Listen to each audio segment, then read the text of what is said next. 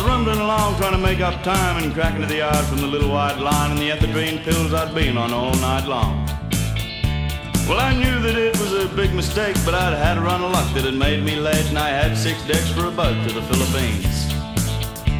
Well, I knew that boat wasn't gonna wait, so I wound her out to $1.58 and prayed that I didn't run into the fuzz. When I say my logbook was way behind, well, it means I'd left it home this time, but that only added to the excitement and the fun. Now, just when things couldn't get any worse, well, something happened that made me curse as I saw the rubber fly in the rearview mirror. Now, changing tires would burn up time, so I just pushed the mirrors a little out of line so I couldn't see what the hell was going on. I was right off tapping and sitting along with Hank Jr. playing a country song about how things all turned out real good in the end. I was rising the crest and nearly to the top and backing through the gears so my rig wouldn't stop when I felt the familiar tug of the brakes locking on. Now, believe it or not, it worked out in my head. I had 52 brake shoes stopping me dead and 600 big yellow pussycats pulling them along. With 600 cats and 52 shoes, I figured the smaller number would lose as I smoked and squealed and skidded over the hill.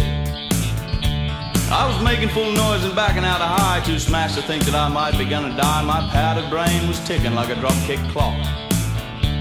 Then the next thing, there was a hellish smash as 52 brake shoes shattered like glass. This rubber-tied ring was picking up pace again. Now the trailers were making some weird kind of noise I managed to cover with the toe-tapping voice of Charlie Daniels redlining on a stereo. One thing on my side, or so I thought, was the near straight line from here to the port as I tore along at $1.85.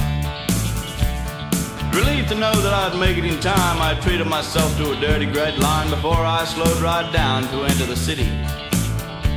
Then I lifted my foot, but you wouldn't believe it, the accelerator stuck and I couldn't relieve it, and to make matters worse, the ignition just wouldn't turn off. So I did the only thing that I figured I could. I was swinging off the horn like the Spanish running bulls, letting everybody know I was coming and get out of the way. How I got through without hitting anyone is nothing compared to what else I'd done as I loaded all 6 decks, truck and all.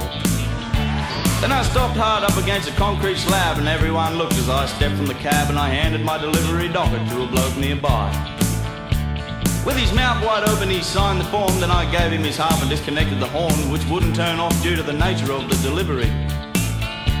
I had 6 decks of steers laying on their side, but they all stood up when the truck motor died, all grinning like idiots and high on adrenaline. Then one bloke said, "Mate, who do you drive for?" I said, "Don't you mean who'd I nearly died for?"